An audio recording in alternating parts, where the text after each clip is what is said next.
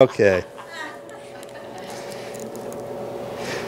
You know, through my life, I would always try to seek the counsel of those older and wiser than I, you know.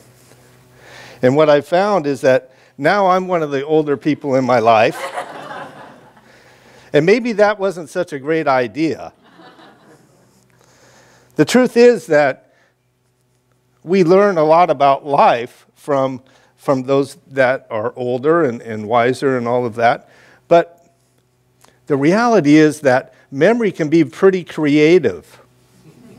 And that remembering back through your life sometimes isn't exactly 20/20, right? And people forget stuff. They just do. So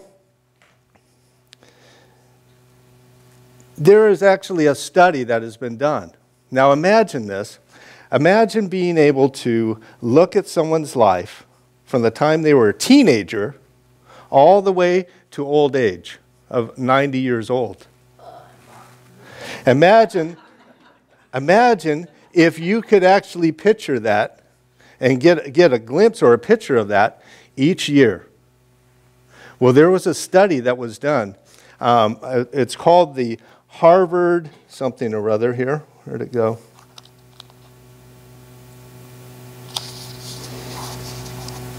Harvard Study of Adult Development. And this is an amazing study because it started in 1938. It's the longest study of this kind. They took 724 men. In 1938, I don't know if women had what's going on now. So they took 724 men only, and they were Harvard sophomores. One group was Harvard sophomores. The other group, interestingly enough, was the poorest, most disadvantaged young men in Boston. So those were the two groups that they studied over the years. And what they would do is in each year, they would actually come to that person's house. They would perform a survey. They did things like full medical checkups and that sort of thing. They interviewed all the family members. They later on through the years did brain scans, and they just basically studied each person's life each year. And they gathered that information. Can you imagine? Really, it's phenomenal, really. Now, throughout their lives they were interviewed, okay, and the men, they entered a lot of different professions, as you might imagine, okay? So there was lawyers, and there were doctors, and there were factory workers, and the interesting thing was that some of those people moved up in social economics stature, and some of them moved down. Some people, suffered from various alcohol or drug abuse, and so on and so forth. So it was quite a myriad of different results out of it. But the thing that was really interesting was what they were really trying to figure out is what makes a happy, healthy, long life? What are the qualities that make a happy, healthy, long life? There are currently 60 people left out of that study. One of the people in the study was actually John F. Kennedy. Yeah. Now, after all of their research, after all the work that they did, what they found were the people that were the happiest, lived the longest, and were the healthiest were those people that had deep, loving relationships, that were in community, and that were involved in their community. Isn't that exciting? Yeah. It really is. Now, the thing that they learned about these types of relationships, these social connections, there's some specific things about it. Being in groups and being in community is really good and healthy for us. Being alone or feeling alone or loneliness actually kills. Think about that. Being alone actually kills. And 1 in 5 Americans feel that they are alone.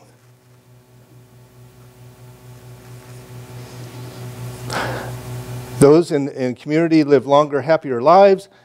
People that feel that they are more alone are less happy. Health declines in earlier midlife, and brain functions decline sooner, and they live shorter lives than people that are not lonely. The other thing that they learned, it's not about the number of relationships or friends that you have. It's about the quality of those relationships and the quality of the friends. And the quality, and living, and just because you are married, for example, if that relationship isn't a quality relationship, then it's actually more toxic for you than to be in a relationship. Just to be in it. And so what is considered a quality relationship? Well, a quality relationship is one where you are growing with each other. A quality relationship is one where there is support and trust. Without trust and without support, that relationship is not a good quality. Now, they wanted to know if there was some way to predict the health and well-being of people as they grew. It wasn't the cholesterol level. It wasn't the blood pressure. It wasn't any of the physical things that we would think, you know. It was the people that were the most satisfied with their relationships at age 50 were the happiest at age 80. So, good relationships did not mean no bickering or no arguing. That's just part of life, right? I mean, that's just there. It's part of our humanity. It's part of who we are. But it was all about being able to count on that person, being able to trust and count on that person, to know that they had your back.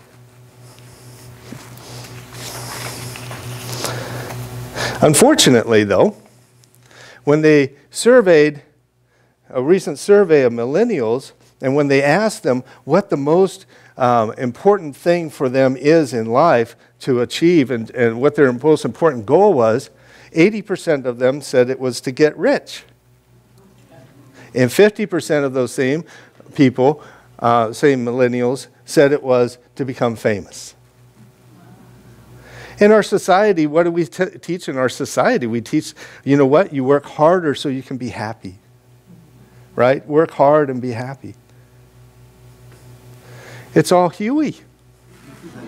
It's not true. None of it.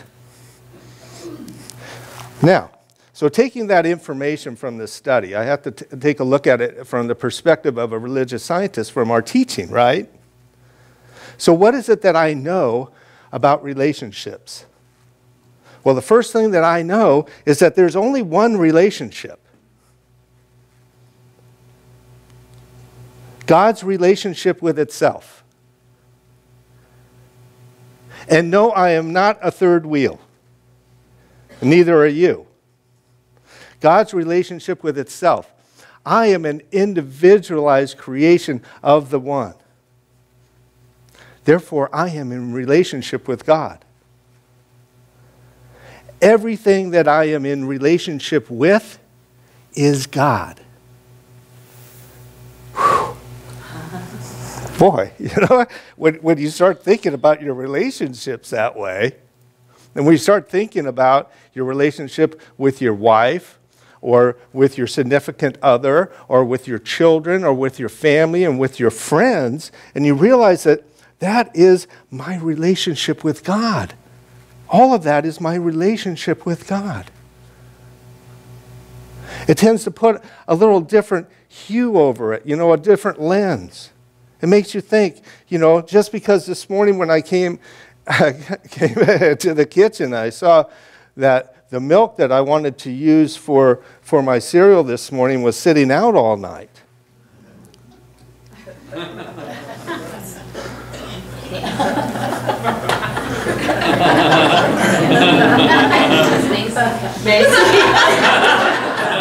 My relationship with my children, remembering that that's a relationship with God.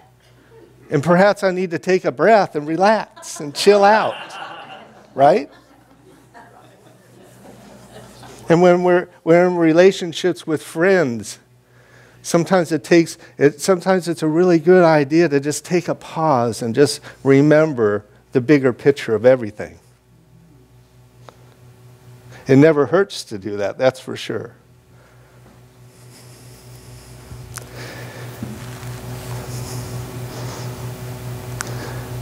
My relationship with myself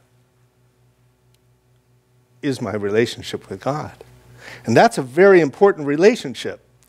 Why? Because that relationship that I have with myself, that determines my relationship with everything. And I am in relationship with everything. But what it is and what I believe and what I know about myself and that relationship with God influences everything else in my life. Because what I know is that I have to be at harmony with God. I need to be synchronized with God. The other thing I gleaned from this lesson, or from this study, was that loneliness and isolation, that is not what we are meant to be in. That is not our natural way of being. Think about for a minute infinite mind. Infinite mind is perfect harmony, perfect synchronicity, right? It is encompassing all things working together perfectly in perfect order. Well, isn't that my own divine nature? Aren't I one with that? Isn't that the truth of me? That when I am in harmony with that, everything is working.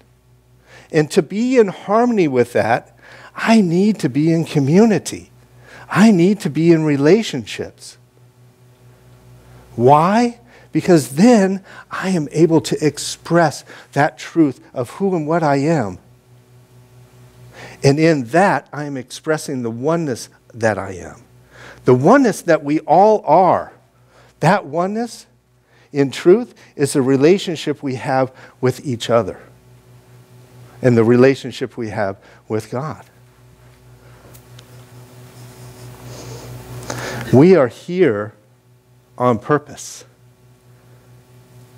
We are here to be in relationship with one another, to help grow and support one another. Not just here in this community. This community is easy. But in our lives, we are here to be in community, to grow and support one another. That's what it means to be in relationship.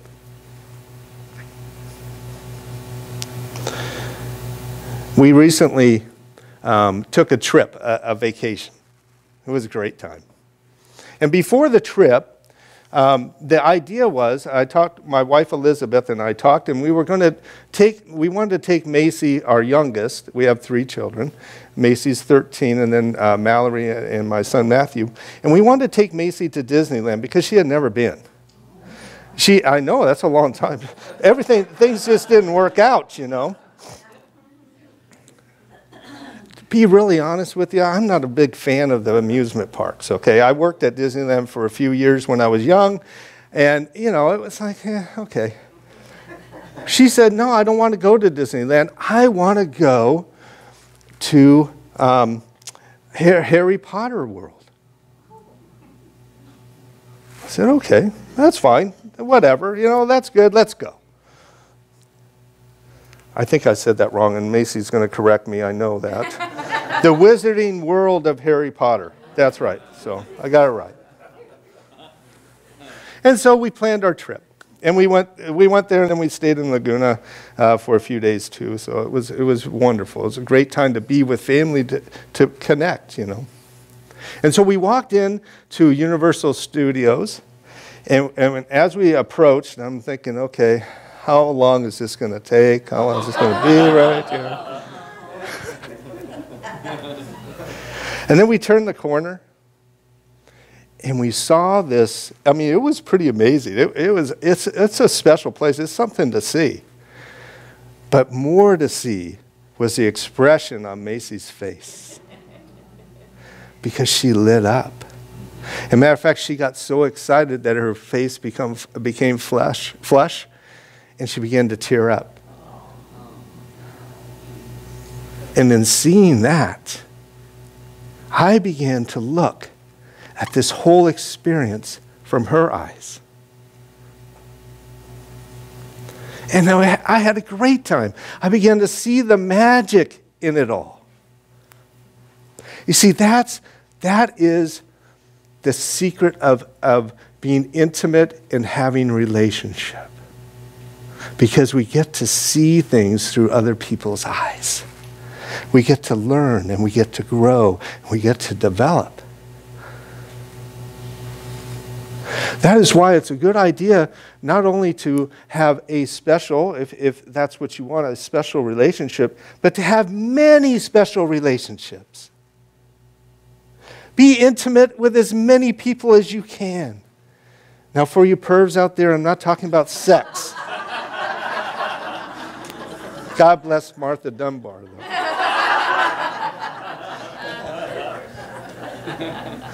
I'm talking about intimacy. Into me I see.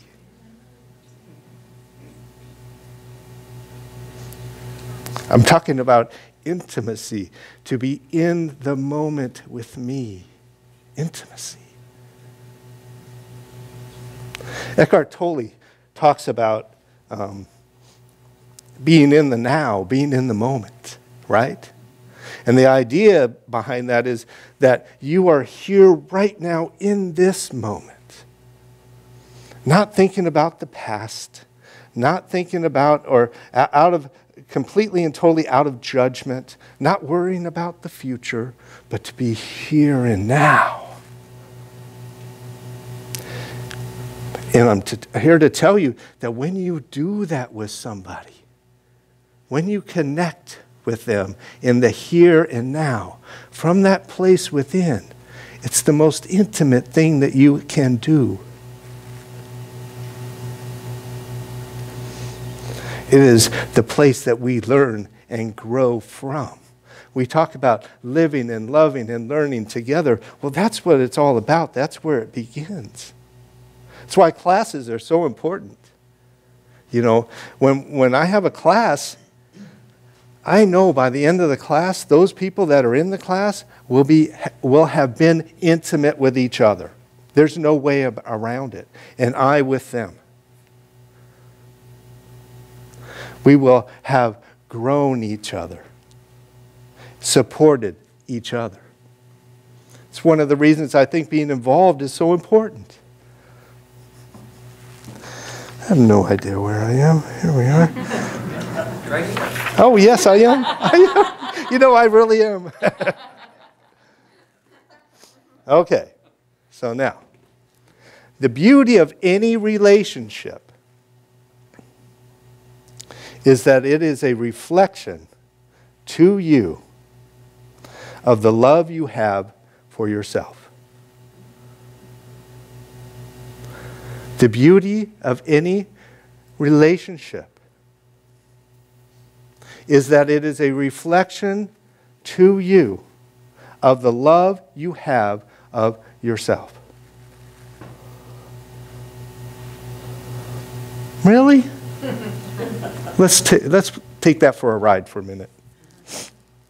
Let's say there's an abusive relationship, okay? Whatever that might look like for you. And you choose in that relationship to remove yourself from that relationship. Because it's not healthy for you. It's not good for you, that relationship. Our relationships are a reflection to us of the love that we have of ourselves. Yes? If we are in a deep and loving, beautiful relationship that's supportive and we nurture it, the relationships that we have are a reflection of the love we have for ourselves. It works for me. It's good. Dr. Holmes seems to think it's pretty good too. Every relationship you have is a reflection back to you of who you are. It can't be any other way. Dr. Holmes writes, and I'm going to take some water for this. Each person has a mental atmosphere, which is the result of all that he has thought, said, done, and consciously or unconsciously perceived. The mental atmosphere is very real and is that subtle influence which constitutes the power of personal attraction. For personal attraction has but little to do with looks. That's good. No, I'm just kidding. It goes much deeper and is almost entirely subjective. This will explain the likes and dislikes for those whom we come in daily contact.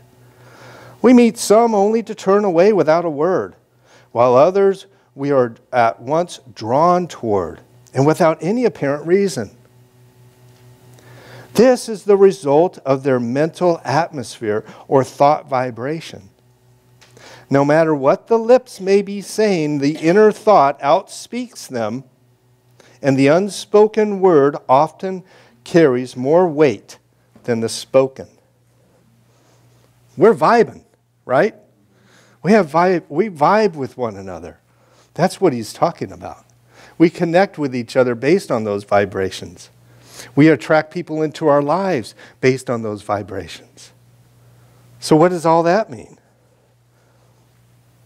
Well, if you're looking to have more and deeper relationships, the change doesn't go out there. It doesn't mean that, you know what, you're going to have to change in order for me to have a better relationship with you. Nope.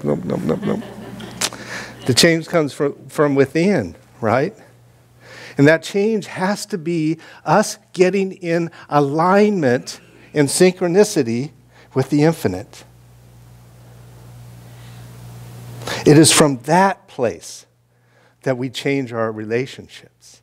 It is from that place that we attract people into our lives that help us to, that support us and grow us. The work must be done here.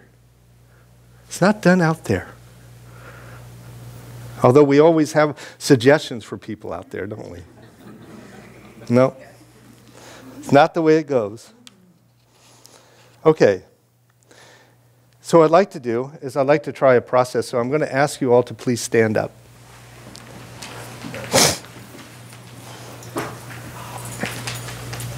And so if you would, just take a nice deep breath and gently close your eyes and relax into this moment. And turn inward into that centering process, connecting with that truth that is within you. It is that place you feel most comfort and safe. It is that place of love, of peacefulness, of joy. And know with me that you are there right here, right now, in this moment. And in this moment, you are safe. In this moment, you are whole, you are complete.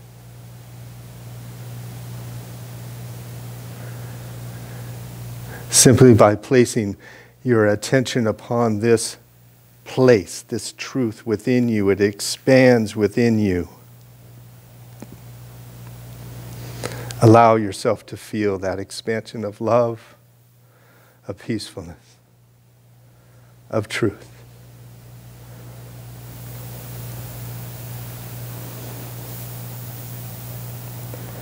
And now I'd like you to gently open your eyes and turn to the person next to you. And look deeply into their eyes. And repeat after me. The divine in me sees the divine in you.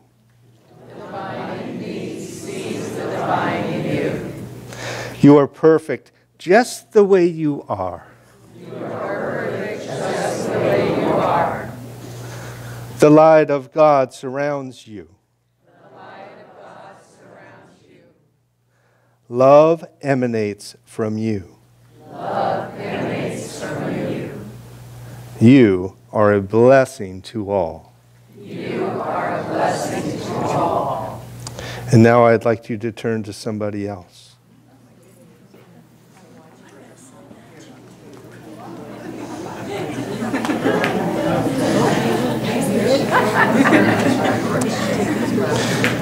And I want you to look deeply into their eyes and repeat after me. The divine in me sees the divine in you. The divine in me sees the divine in you. You are perfect just the way you are. You are perfect just the way you are. The light of God surrounds you. The light of God surrounds you. Love emanates from you. Love emanates from you. You are a blessing to all. You are a blessing to all. You may be seated now.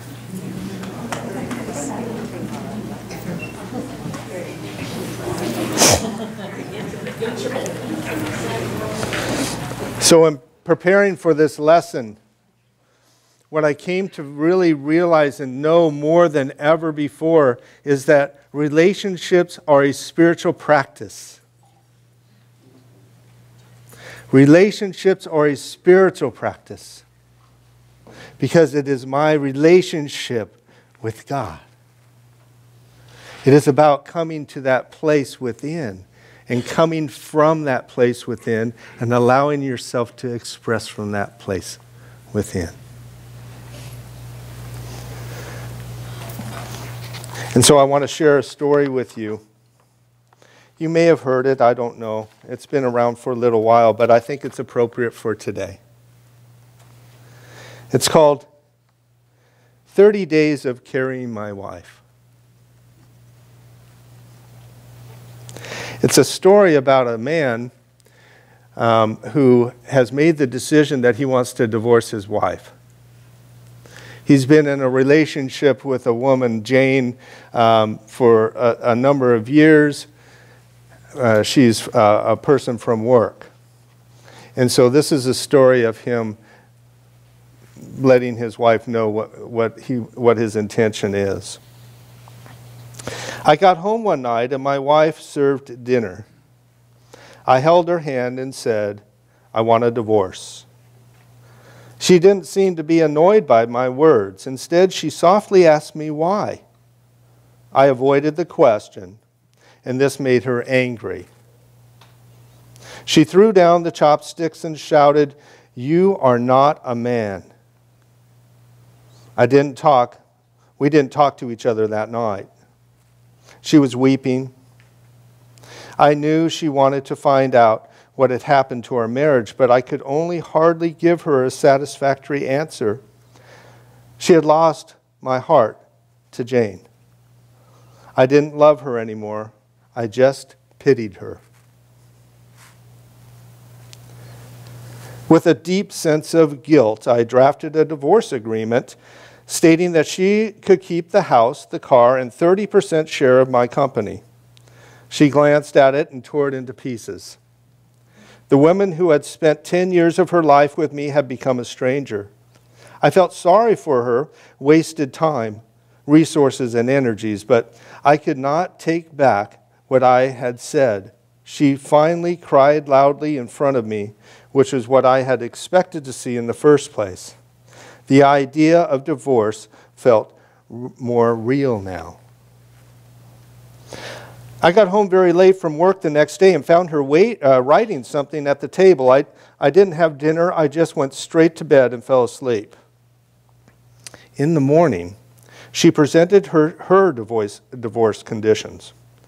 She didn't want anything from me, but requested that for the next month, we both struggled to live as normal a life as possible. Her reasons were simple. Our son had his exams in a month, and she didn't want to disrupt him in the broken marriage.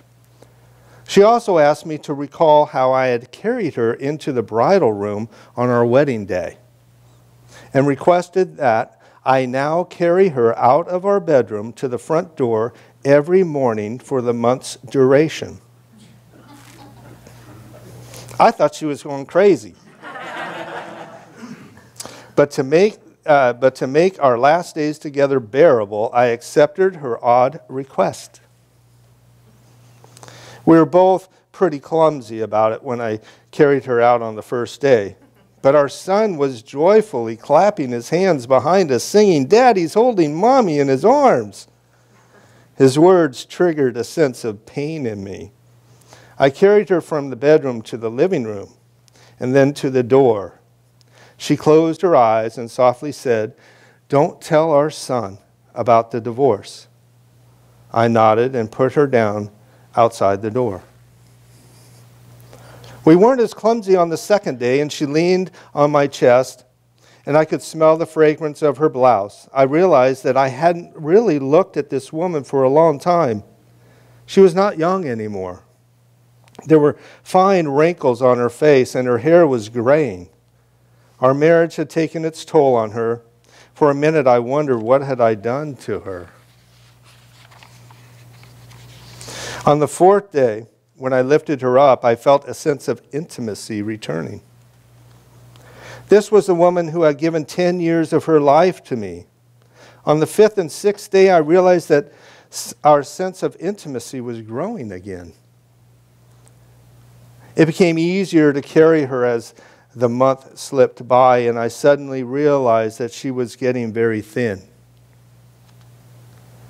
One morning, it hit me how she was bearing so much pain and bitterness in her heart, and without really thinking about it, I reached out and touched her head. Our son came in at that moment and said, "Dad, it's time to carry Mom out." To see him, seeing his father carry his mother out and become an essential part, it had become an essential part of every morning. My wife gestured to our son to come closer and hugged him tightly. I turned my face away because I was afraid I might start changing my mind. I carried her in my arms, and her hand naturally wrapped around my neck. I held her body tightly, just like on our wedding day. On the last day, when I held her in my arms, I could hardly move a step. I knew what I had to do. I drove to Jane's place, walked upstairs, and said, "I'm sorry, Jane, but I do not want a divorce from my wife anymore." It all became very clear to me. I carried my wife into our home on our wedding day, and I am to hold her until death do us part. I brought a bouquet of flowers for my wife on the way home. And when the salesgirl asked me what to write on the card, I smiled and said, "I'll carry you every morning until death do us part." I got home, flowers in my hand, a big smile on my face. But my wife had died in her sleep while I was away. Turns out that she had been fighting cancer for a few months now. But I was too busy with Jane to even notice. She knew that she would die soon, but wanted to save me from the negative reaction from our son in case we push through with the divorce. In the eyes of our son, at least, I would still appear to have been a loving husband. I carried her out for the last time. The small details of our life that I initially thought were boring and unimportant are what really matters in relationship. Not the mansion, the car, personal property, or the money in the bank. These things may create an environment conducive for happiness, but they cannot provide happiness in and of themselves. So find time to be your lover's friend and do those little things for each other that build intimacy. Many people do not realize how close they are to success when they give up. Sometimes we forget to really look at one another. We forget to connect. We forget to be fully present. We forget who we are. And so our relationships are not in cement. They're fluid. They change. And we have the ability to make change. We can become more intimate with people that we are drawn to. We can leave people maybe that aren't really great for us. We can become even more intimate with those that have been in our lives for a long time and move it to another level. And so, in closing, I would just like to say that you are perfect just the way you are. And I love you. Namaste.